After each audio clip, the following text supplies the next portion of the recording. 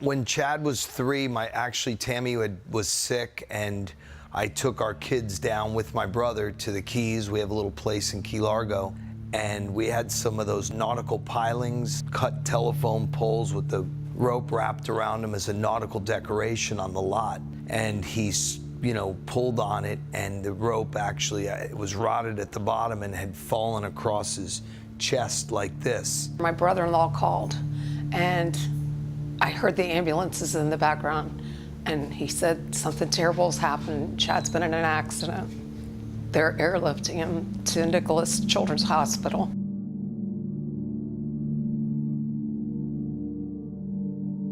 What had happened is he ruptured one of the muscles that kept his mitral valve from leaking.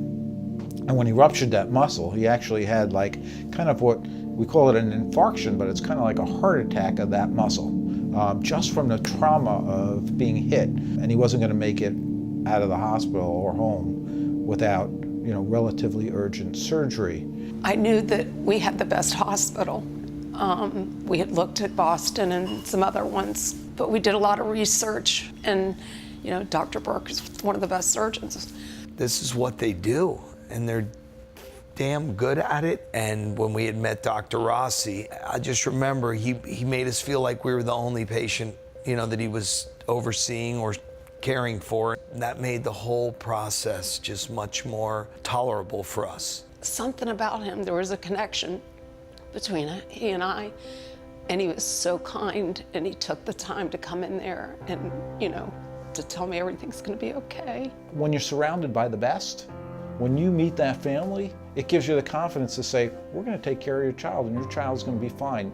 And so he had his first surgery with us during that hospitalization. A couple of years later, the valve needed to be replaced.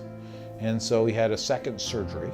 And since he's had that surgery, he's grown up into a big, strong, teenage boy, plays sports, has really no restrictions at all.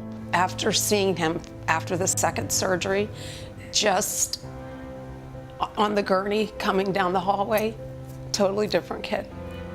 Like you could see that the relief that he got from that surgery, or that quick, He just looked totally different than the first time. He's a happy, normal kid, because it could have been a lot worse, and they saved his life. Here we are 12 years later from the second surgery.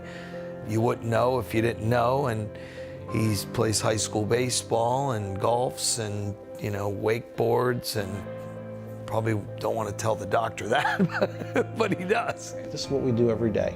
And we're going to be as good as anyone can be at that. I don't know that everybody else holds themselves to the same standard. There's a standard that we hold ourselves that's different and much higher than most other places.